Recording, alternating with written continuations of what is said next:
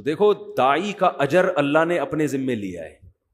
نوح علیہ السلام نے اپنی قوم سے کہا ما اسألکم علیہ من اجر، میں تم سے اجر کا مطالبہ نہیں کرتا. سوال پیدا ہوتا ہے پھر کیا، ان اجریہ الا علی اللہ، میرا اجر کس کے ذمے ہے؟ اللہ. داعی کو اللہ بہت دیتا ہے.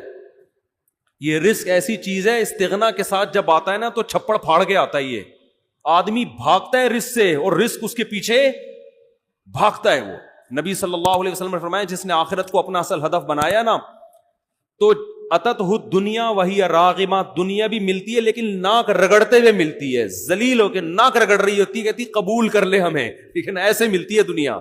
اور ہم نے تو علماء کی زندگی میں دیکھا ہے جنہوں نے رزق کو لات ماری نا کہ دین کو اصل ہدف بنایا، رزق ایسا بھاگ رہا ہے ان کے کہ وہ حیران ہے کہ یہ ہو کیا رہا ہے ہمارے ساتھ. ایسا رزق بھاگتا ہے اس کے پیچھے، اور یہ ہر دائی کے ساتھ ہوتا ہے. تو اس میں کاروبار کو الگ رکھو. بالکل سمجھ رہے ہو، میں یہ نہیں کہہ رہا کاروبار مت کرو، یہ تو بیوقوفی حماقت ہے. بھیکاری بن جاؤ گے، ہر وقت منہ سے دالیں ٹپکتے رہیں گی، یار ادھر سے کوئی جیب میں ہاتھ ڈالے شاید کوئی ہدیہ ودیہ نکال رہا ہو، ٹھیک ہے نا، یہ حالت ہو جاتی ہے انسان کی. تو استغنا کے ساتھ نبی صلی اللہ علیہ وسلم نے فرمایا کہ ایماندار تاجر قیامت کے دن پیغمبروں کے ساتھ ہوگا. میں تو تاجروں کو ایسا موٹیویٹ کرتا ہوں، میں کہتا ہوں تمہاری آمدن کتنی ہے؟ وہ کہتے ہیں 3 کروڑ. میں کہتا ہوں 3 کروڑ میں کیا ہے، 3 کروڑ کی آمدن؟ میں تو ایسے موٹیویٹ کرتا ہوں. لوگ کہتے ہیں آپ مولوی ہو کیا میں کہہ رہے ہو؟ مولانا تو کہتے ہیں 3 کروڑ ہو بھائی کیا کر رہا ہے، سارا کیا پیسوں میں ہی لگایا رہے گا.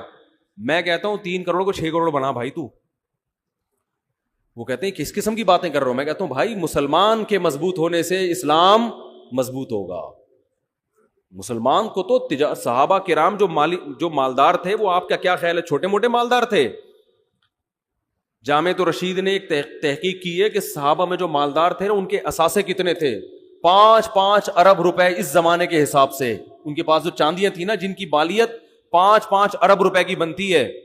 حضرت عثمان جو 500 گھوڑے اللہ کی راہ میں دے رہے ہیں، گھوڑا لینڈ کروزر تھا اس زمانے میں، اس کا مطلب 500 گھوڑے تو اللہ کی راہ میں دیے، باقی تجارت تو ان کی چل رہی تھی ویسے ہی. اتنے مالدار لوگ، اس کا اسلام کو فائدہ ہوا کہ نہیں ہوا؟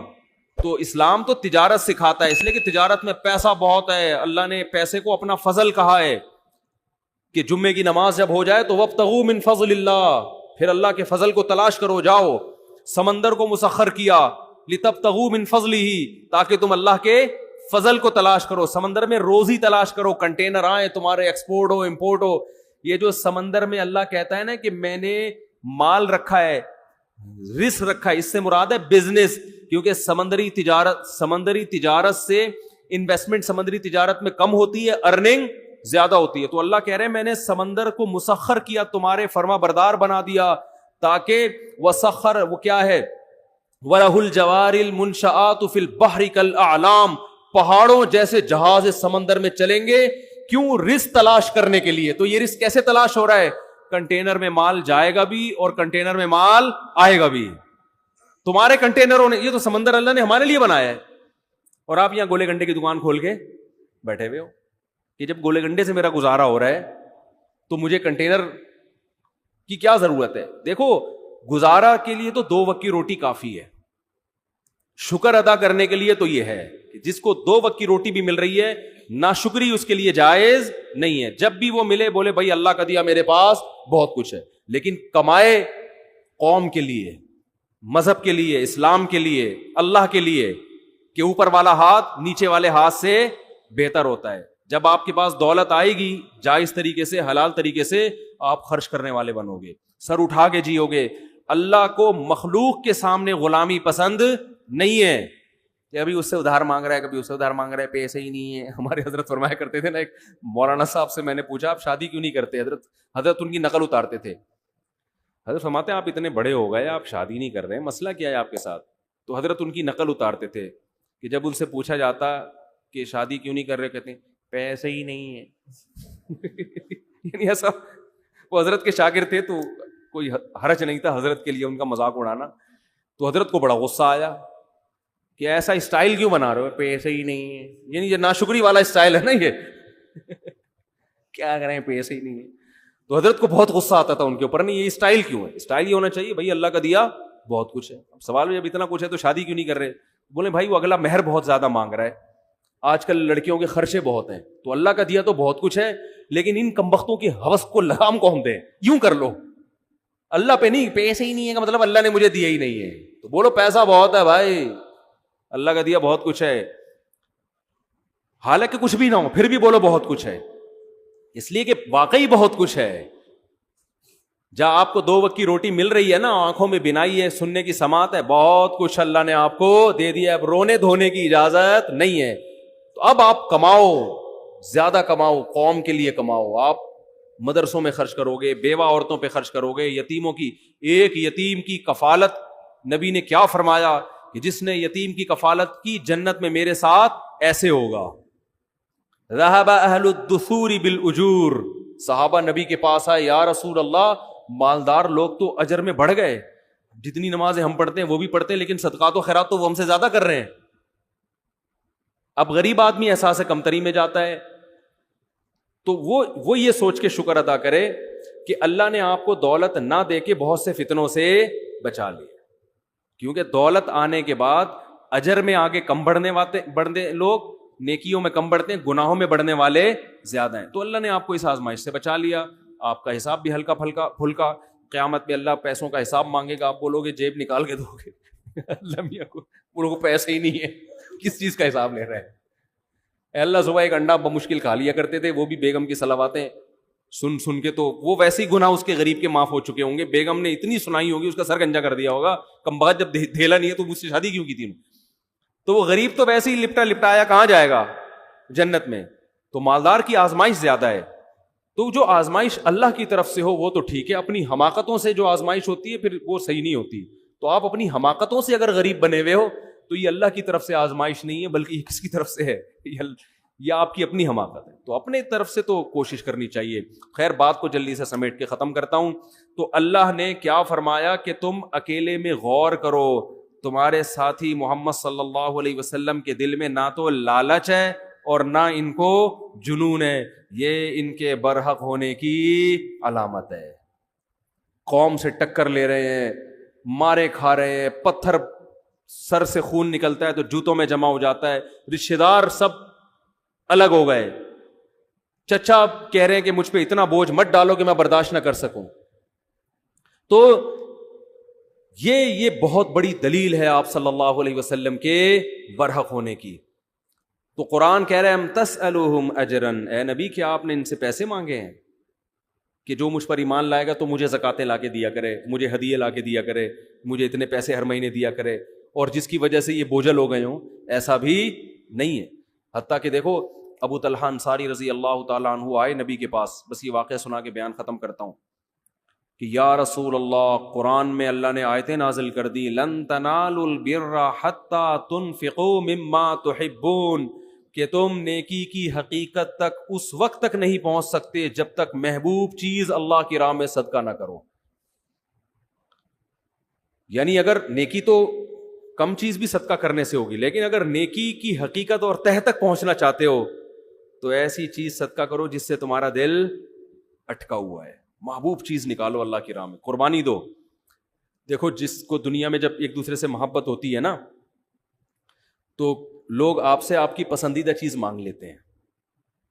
سیٹنگ میں تو یہ بہت ہوتا ہے، لڑکے بتاتے ہیں میری اپنی کوئی سیٹنگ نہیں ہے الحمدللہ، کہ سیٹنگ میں یہ بہت ہوتا ہے کہ وہ محبوبہ نے یہ مانگ لیا، اپنی کوئی خاص چیز مانگ لی کہ بھئی یہ گھڑی ہے یا یہ موبائل ہے، اب آپ آزمائش میں آ گئے، اب آپ کو محبت تھی، آپ نے کہا کوئی بات نہیں، یہ آئی فون تمہارا ہوا، وہ جوش میں آ جاتی ہے، بھائی یہ ہے محبت۔ یہ تو یہ دنیا میں ہوتا ہے، انسان آزماتا ہے۔ اور یاد رکھو یہ ہمارے ہاں بہت بڑی اللہ کی نعمت ہے کہ اب بھی عورت پہ خرچ کرنے کا جذبہ ہے، پٹانے کے لیے بھی۔ گوروں میں یہ بھی ختم، گوروں میں عورت کا یہ حق بھی ختم ہو گیا کہ انگریز عورت کو پٹانے کے لیے اس پہ خرچ نہیں کرتا، دونوں ایک دوسرے کو اپنے خرچے پہ پٹا رہے ہوتے ہیں یعنی گرل فرینڈ بھی بوائے فرینڈ کا خرچہ اٹھا رہی ہوتی ہے آدھا آدھا، کم بخت کی سیٹنگ چل رہی ہے گرل فرینڈ سے، برگر بھی وہ اپنے خرچے پہ کھائے گی بیٹھ کے۔ یہ عورت کا حال ہو گیا ان ملکوں میں، یعنی نہیں آ رہی سمجھ میں میرا خیال ہے، یہ تو یہاں ہے کہ برگر اپنے خرچے پہ, پیزا اپنے خرچے پہ, اور ایزی لوڈ اپنے خرچے پہ, پھر کہیں جا کے وہ 8-10 پہ یہ خرچہ ہوگا تو ایک آدھ پٹ پٹا کے آئے گی آپ کے پاس. وہاں انگریز خرچہ نہیں کرتا گرل فرینڈ پہ, کیونکہ وہ بھائی تو جیسے میری ضرورت گرل فرینڈ ہے تو تمہاری ضرورت بوائے فرینڈ ہے, تو تم اپنے پیسوں سے برگر کھاؤ, میں اپنے پیسوں سے برگر کھاؤں گا. اتنے مزے گوروں کے ہیں, اور نقصان کس کا ہو رہا ہے؟ عورت کا. تو عورت کے حقوق یہاں جتنے ہیں نا وہاں نہیں. گرل فرینڈ حرام ہے, ناجائز ہے, کہیں شروع نہ کر دیں. ایک مثال دے رہا ہوں میں. تو کیا بات کر رہا تھا میں, جلدی سے بات کو سمیٹ کے ختم کروں میں. کون سا بات؟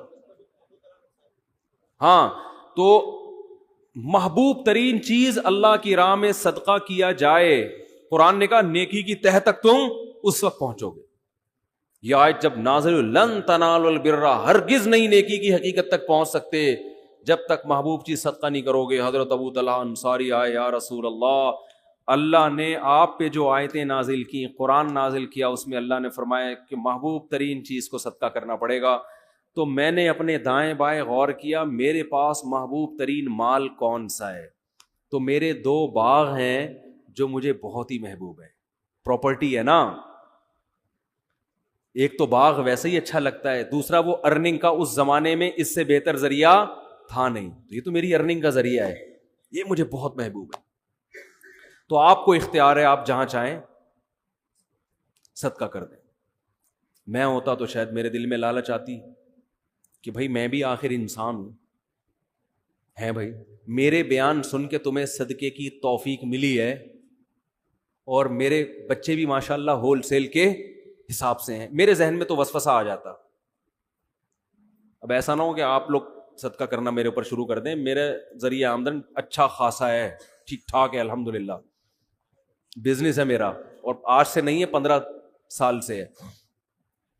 باقی میں کسی کو بتاتا نہیں کون سا بزنس ہے.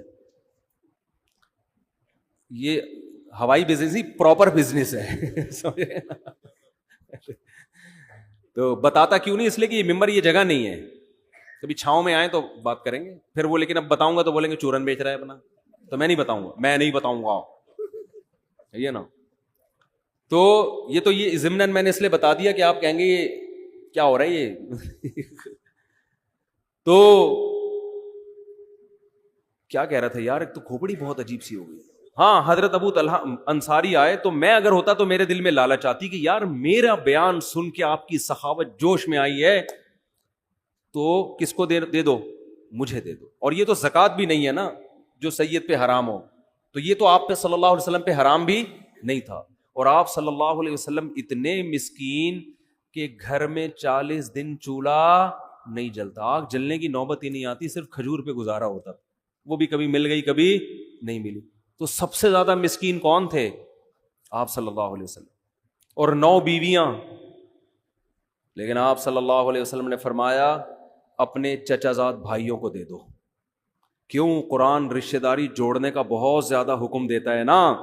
تو آپ صلی اللہ علیہ وسلم کو معلوم تھا ان کے چچا زاد بھائیوں کی مالی حالت اچھی نہیں ہے, اور ان کے ریلیٹیو بھی ہیں, رشتہ دار بھی ہیں. پہلے آپ نے فرمایا بخن ذاک مال رابع, فرمایا واہ واہ واہ, یہ تو بہت قیمتی مال ہے. اپریشیٹ کیا کہ یہ تو بڑا جذبہ ہے تمہارا, اتنا قیمتی مال صدقہ کر رہے ہو, واہ واہ واہ واہ. پھر فرمایا اپنے چچا زاد بھائیوں کو دے دو جا کے. کیوں؟ اس میں کیا ہوگا؟ صدقے کا ثواب بھی ملے گا اور رشتہ داری مضبوط ہوگی. صدقے کا ثواب بھی ملے گا اور رشتہ داری مضبوط ہوگی. کتنا بڑا ظرف ہے. آج جاہل پیروں کو میں یہ ہمت دیکھی آپ نے, کہیں گے ڈبہ اس میں ڈال دو. ٹھیک ہے نا, کلی اختیارات کے ساتھ, جب میں چاہوں میں کھاؤں, جب چاہوں میں صدقہ کروں. یہ کلی اختیارات مجھے سمجھ میں نہیں آتے. بعض لوگ پیسے لا کے پکڑاتے ہیں, مفتی صاحب آپ کو مکمل اختیارات ہیں, چاہے خود کھا لیں چاہے صدقہ کریں. میں کہتا ہوں مجھے آزمائش میں مت ڈالو, یہ بہت بڑی آزمائش میں ڈال رہے ہو آپ. بھائی مجھے ہدیہ دینا تو بولو آپ کے ہیں, وہ تو پھر مجھے خود ہی اختیارات ہوں گے. کیونکہ انسان ایسے موقع پہ اتنی مصیبت میں پڑ جاتا ہے کہ آپ نے کوئی رقم دی, بولا آپ چاہو تو آپ استعمال کرو, چاہو تو صدقہ کر دو. اب آدمی کہتا ہے پتہ نہیں یار ایک مصیبت میں ڈال دی ایک بندے نے, یہ کیا. وہ تو ویسے بھی آپ سیدھے سے بولو بھائی صدقہ کر دو اس کو, یہ آپ کے نہیں ہے, یہ صدقہ کرنے کے لیے. تو یہ گول مول باتیں نہیں کرنی چاہیے ان معاملات میں کبھی بھی. پیسوں کے معاملے میں آدمی کیا ہو, ایک نمبر ہو, تو نبی صلی اللہ علیہ وسلم نے فرمایا کس کو دے دو؟ ابن الاعمام، اپنے چچا زاد بھائیوں کو دے دو۔ کیسا ظرف ہے، دیکھو ہمیں بھی نبی سے یہ چیزیں سیکھنی چاہیے۔ آپ جب بہن بھائیوں کو صدقے کی ترغیب دے رہے ہو، رشت کوئی بھی گھر کا بڑا ہوتا ہے بچوں کو ترغیب دے رہا ہوتا ہے، تو اپنے فضائل نہ سنانے شروع کر دیا کرو ٹھیک ہے نا، اس سے بچے سمجھیں گے ابا کے حقوق ابا کے علاوہ کوئی اور بتائے ان کو، پھر مزہ آئے گا۔ اب گھر میں والدین نے اپنے بچوں کو اپنے حقوق بتا، دیکھو ابا کا یہ حقوق، ٹھیک ہے صحیح ہے یہ بھی، لیکن اس سے بچے پہ اثر نہیں پڑتا۔ بچے کو ابا کے حقوق کوئی اور بتائے گا تو بچے، ماں بتائے بچے کو باپ کے حقوق کیا ہوتے ہیں، اور باپ بتائے کہ ماں کے حقوق کیا ہوتے ہیں، پھر کام ہوگا ہٹو بچوں۔ ابا اپنے حقوق بتا رہا ہوتا ہے، اماں اپنے والے زیادہ بتانا شروع کر دیتی ہیں، بچہ کہتا ہے یار دونوں کے کیا ہے آپس میں مفاد ہے، ٹھیک ہے نا۔ ماں اگر باپ کے حقوق بتائے نا کہ بیٹا تمہارے باپ کا یہ حق ہے، باپ سے کبھی اونچی آواز سے بات نہیں کرنا، اور باپ کی بڑی عزت ہوتی ہے، یہ تمہارا باپ ہے صحیح ہے، ٹھیک ہے، یہ تمہارا کیا ہے، باپ ہے، یہ کوئی معمولی چیز نہیں ہے، یہ چھت اس نے مجھے دی ہوئی ہے، اور یہ وغیرہ وغیرہ جو بھی شوہر کے فضائل مستحضر ہوں اس وقت، سوچ بچار پہ غور و فکر کر کے مطالعہ کر کے جو ذہن میں آ جائیں عورت کے اس وقت کہ بھئی یہ اس نے مجھے چھت دی ہوئی ہے، اور دیکھو یہ جو میں تمہیں پراٹھے کھلاتی ہوں نا صبح صبح، تو پراٹھے تو میں کھلا رہی ہوں، لیکن خرچہ کون کر رہا ہے؟ بچوں کو نا ابا کی احسانات نظر نہیں آ رہے ہوتے، اماں کے نظر آ رہے ہوتے ہیں کہ اماں پیمپر بھی چینج کر رہی ہوتی ہے، واپس دوسرا لگا بھی رہی ہوتی ہیں، یہ نہیں پتا ہوتا کہ پیمپر میں تیل کس کا نکلا ہے خریدنے میں، یہ باپ کا نکلا ہے، سارا دن کماتا ہے وہ گدھے کی طرح، پھر جا کے پیمپر آ رہے ہیں گھر میں۔ تو بچہ تو ماں کو دیکھ رہا ہوتا ہے کہ پراٹھا بنا رہی ہے، انڈا کھلا رہی ہے، اور جیم پہ روٹی لگا رہی ہے، یہ کھا لے، نہیں بھی یہ نہیں کھانا تو چلو وہ کھا لے، وہ جو اس کے سب کچھ تیار کر کے اس کو وین میں بٹھا رہی ہے، اور پھر واپس آتا ہے تو گلے لگا رہی ہے۔ بچہ یہ دیکھ کے سمجھتا ہے کہ اماں کے حقوق ابا سے زیادہ ہیں، تو اماں یہ سکھائے کہ بیٹا یہ پیمپر ابو کے پیسوں سے آیا، یہ جو چھت ملی ہے کس نے دی ہے، تم اتنی عزت کے ساتھ ہو نا، میں بھی اور تم بھی، یہ کس نے دی ہے یہ نعمت، یہ تمہارے ابا نے دی ہے، اور تم اسکول میں جا رہے ہو، وین کی فیس بھی ابا دیتے ہیں، تو یہ سارا خرچہ ابا کا ہو رہا ہے، اور اسکول کی فیس بھی ابا دیتے ہیں، اور تمہیں جو قوم ملی، خاندان ملا، یہ بھی کس کی وجہ سے ملا؟ ابا کی وجہ سے، پھر مزہ آئے گا۔ اور ابا الٹا کام کر رہے ہوں، ابا کہہ رہے ہوں کہ بیٹا دیکھو تمہیں تکلیفوں سے جنا کس نے ہے؟ ماں نے جنا ہے، اور میں تو صرف پیسے دے کے نکل لیتا ہوں پتلی گلی سے۔ یہ جو صبح اٹھے پراٹھے بناتی ہے بیچاری، کچن کے سامنے آگ میں کھڑی ہوتی ہے اتنی دیر، اور بار بار پیمپر چیک کرتی ہے رپورٹ کیسی ہے، یہی کام آج کل رہ گیا ہے نا، خراب رپورٹ ہے تو چینج کر دو ورنہ وہی لگا رہنے دو، ٹھیک ہے نا۔ تو وہ بچوں کی ہگائی متائی کا کام تو پیمپروں نے اپنے ذمہ لے لیا ہے، تو یہ جو چیک کرتی ہے، میرے اندر تو یہ ہمت نہیں ہے، تمہیں گود سے لگایا، تمہیں اپنی چھاتی سے دودھ پلایا، تمہیں تکلیفوں سے اٹھایا، تو باپ ماں کے فضائل سنا رہا ہو، اور بیٹا یہ جو میں گھر میں تم آرام سے پل رہے ہو، میں سفر بھی کرتا ہوں، دنیا سے باہر بھی ملک سے باہر بھی جاتا ہوں، شہر سے باہر بھی جاتا ہوں میں، تو میں پھر بھی تمہارے بارے میں سکون میں رہتا ہوں کہ انہیں کوئی تنگ نہیں کرے گا، یہ محفوظ ہاتھوں میں ہے، کیونکہ ماں کا آلٹرنیٹ کوئی بھی نہیں ہے۔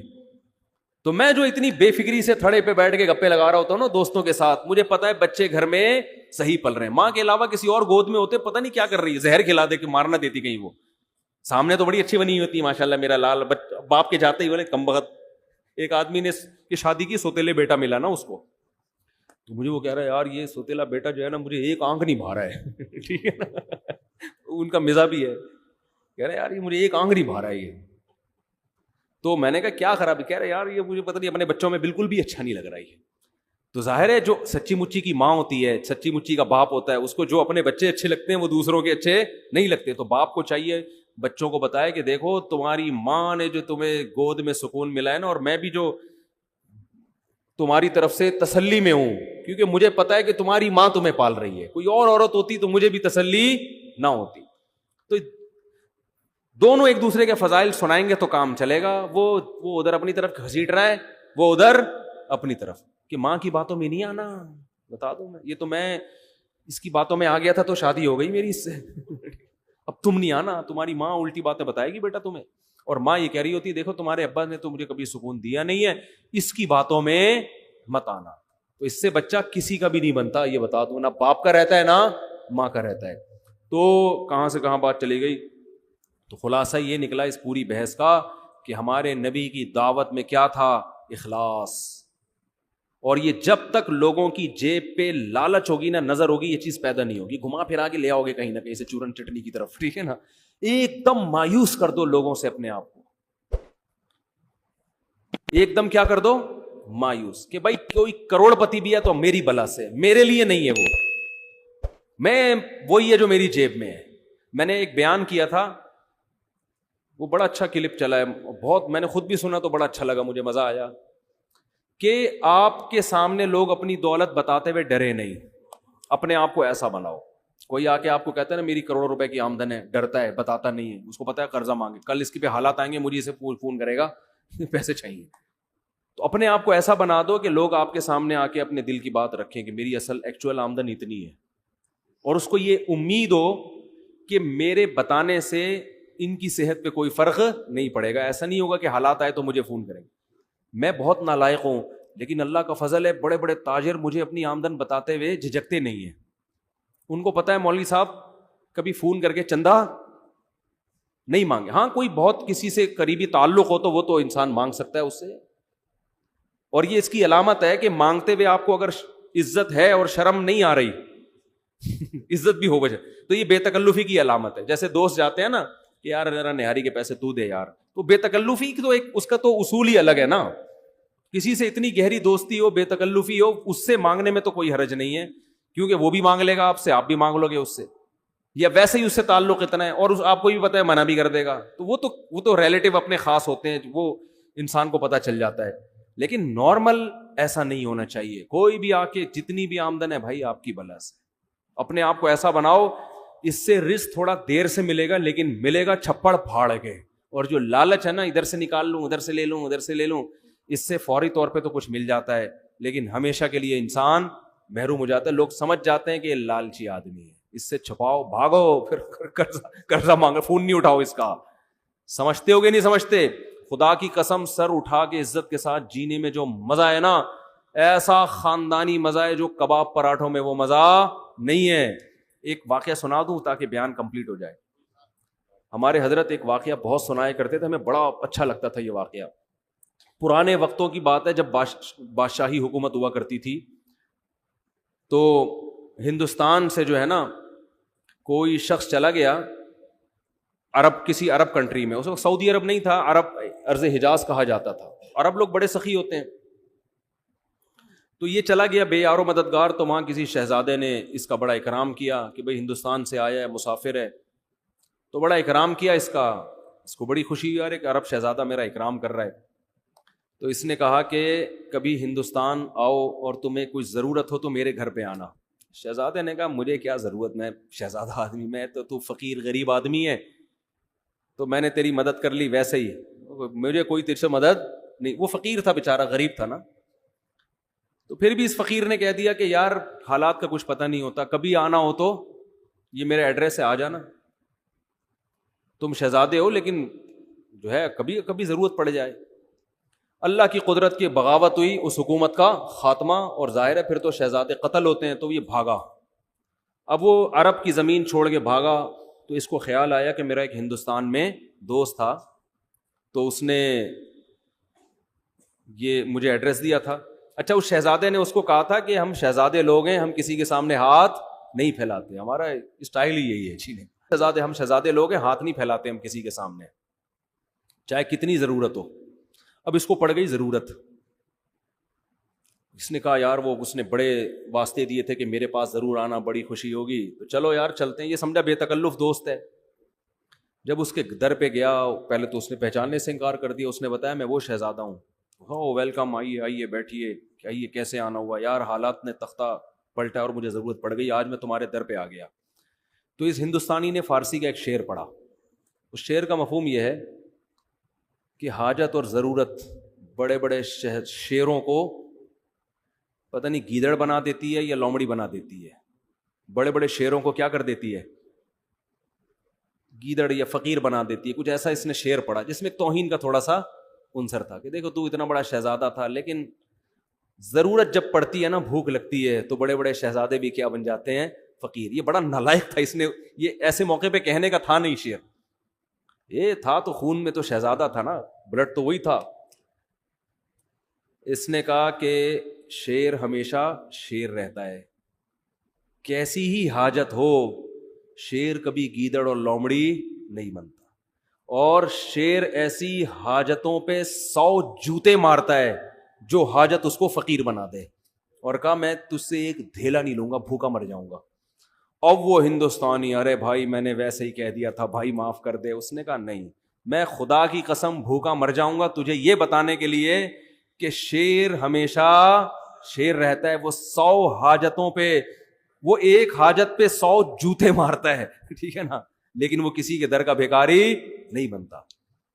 تو ہمارے حضرت یہ شعر پڑھتے تھے، فارسی کا شعر ہے تو نہ ہماری سمجھ میں آتا تھا نہ آپ کی آئے گا، تو اردو میں مفہوم سمجھ میں آتا تھا کہ ہم 100 جوتے مارتے ہیں۔ تو حضرت فرماتے تھے کہ وہ شہزادہ فقیر تو بن گیا مگر اسٹائل کون سا تھا؟ شہزادوں والا۔ تو یہ شہزادہ بننا ہر ایک کے اختیار میں ہے۔ بات آ رہی ہے سمجھ میں؟ ایک شہزادہ وہ ہوتا ہے جو حکومت ملتی ہے اور بڑا پیسہ مل جاتا ہے، یہ ہر ایک کے اختیار میں نہیں ہے، کوشش ہے بنتا نہیں ہے، لیکن یہ شہزادگی جو ہے نا کہ اسٹائل کیسا ہو، شہزادوں والا، سر اٹھا کے جیتا ہو، یہ رکشے والے بھی کر سکتے ہیں، ٹماٹر والے بھی کر سکتے ہیں۔ بھائی ہم حاجتوں پہ 100 کوڑے لگاتے ہیں، کسی کے سامنے زبان ٹیڑھی، ایسے رہو۔ دیکھو یہ ہمارے جو بڑے بڑے حکومتی اہلکار ہیں نا، ارب پتی ہیں کہ نہیں ہیں، پھر بھی بہت سے ان میں بھکاری ہے یا نہیں ہے؟ کیا عزت ہے یار ان کی، وہ ادھر سے 5 ارب کھا گیا، ادھر سے اتنے روپے کھا گیا، ادھر سے اتنے کھا گیا، ادھر اتنے کیس چل رہے ہیں، عدالت میں جا رہا ہے، کبھی بھاگ رہا ہے وہاں سے، کبھی اندر ہو رہا ہے، کبھی باہر آ رہا ہے، لوگ صبح و شام لعنت، اتنا پیسہ ہو کے بھی صبح و شام لعنتیں پڑ رہی ہیں۔ اسٹیل مل کھا گیا، ایک PIA کھا گیا، ایک یہ کھا گیا، ایک ریلوے کو کھا گیا۔ کیا عزت ہے ان لوگوں کی، بھکاری ہے یہ۔ اس سے وہ موچی اچھا ہے جو جوتے گانٹھ رہے لوگوں کے اور کسی کے سامنے ہاتھ نہیں پھیلا۔ اللہ کی نظر میں یہ شہزادہ ہے۔ تو یاد رکھو کسی کے سامنے ہاتھ پھیلانا یہ معمولی بات نہیں ہے، یہ اپنی عزت کا جنازہ نکالنا ہے۔